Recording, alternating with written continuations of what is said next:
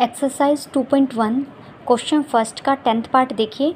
हमें A N क्या given है, 1/n², 1/n+1 का होल स्क्वायर अप टू सोन 1/2n का स्क्वायर। ठीक है, हम क्या कर रहे हैं, ए एन मुझे ये गिवन है। मैंने आपको कल भी बताया था इस टर्म का डिनोमिनेटर क्या है, n+1 का स्क्वायर। जैसे ही मैं इसकी जगह डिनोमिनेटर को छोटा करूँगी, टर्म क्या हो जाएगी, बड़ी। देखो, एक तो मेरा 1/2 है और मैंने 1/2 है और एक मेरा 1/4 है। डिनोमिनेटर जितना छोटा होगा टर्म उतनी ही बड़ी होगी। डिनोमिनेटर जितना छोटा होगा वो बड़ा। तो हमारे पास यहाँ n+1 है, n+1 को मैंने n से रिप्लेस कर दिया। ठीक है, इसका स्क्वायर भी बड़ा होगा और इसका स्क्वायर छोटा होगा क्योंकि n नेचुरल नंबर है। तो जैसे ही मैं डिनोमिनेटर को छोटा करूँगी ये ग्रेटर देन का सिंबल आ जाएगा। यहाँ 1/n² को तो एज इट इज़ रखा, n+1 को रिप्लेस किया n² से। नेक्स्ट टर्म है n+2 का स्क्वायर, इसको भी रिप्लेस कर दिया n² से। ये है n+n का होल स्क्वायर, इसे भी रिप्लेस कर दिया n² से। तो इनइक्वालिटी आ जाएगी बीच में, ठीक है ना, ग्रेटर देन का सिंबल आ जाएगा। ठीक है, यानी अब ये हमारा क्या बन गया, 1/n² plus 1/n² up to Son 1/n²। देखो यहाँ मैं कह सकती हूँ n+0 का होल स्क्वायर से शुरू था और n+n से गए। अगर n+1 से शुरू करते और n+n तक जाते तो ये n टर्म्स बनती, लेकिन हम n+0 से शुरू कर रहे हैं और n+n तक गए हैं, तो टोटल कितनी टर्म्स हो गई है, n+1 टर्म्स होगी। मैं 1/n² को n+1 टाइम्स ऐड करूँगी तो n+1/n² हो जाएगा। यानी फाइनली हमारा क्या आया, ए एन लेस देन, इसके ओवर में n² अलग कर लिया, डेट इज़ 1/n, इसके 1 के ओवर में 1/n² अलग कर लिया, for all n belongs to natural number.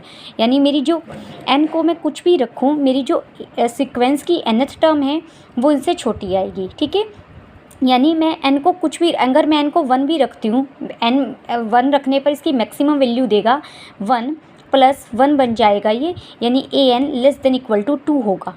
ठीक है, इसकी जो फर्स्ट टर्म नेचुरल नंबर है, देखो n को 1 रखेंगे तो ये 1 + 1 2 बन जाएगा, n को 2 रखेंगे तो ये 1/2 + 1/4 बनेगा। टर्म्स छोटी होती चली जाएंगी, सीक्वेंस डिक्रीजिंग है।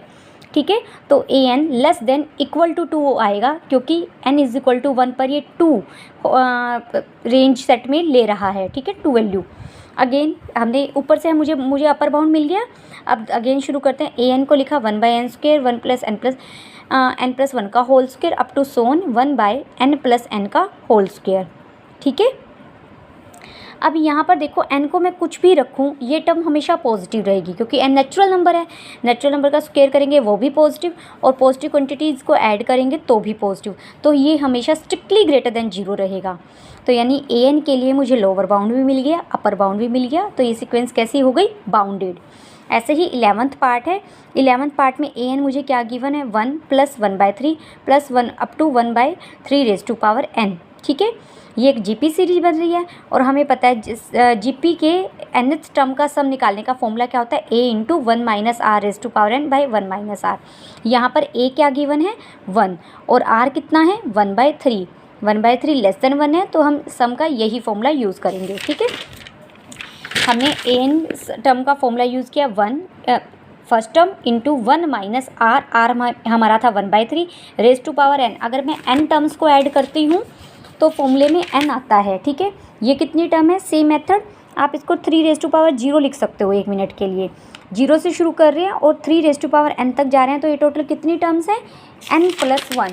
तो यहाँ n+1 आएगा डिवाइडेड बाय 1 - r कितना है, 1/3। इसको सोल्व किया तो ये क्वांटिटी आ गई 3/2 और 3/2 के साथ क्या है, 1 माइनस समथिंग।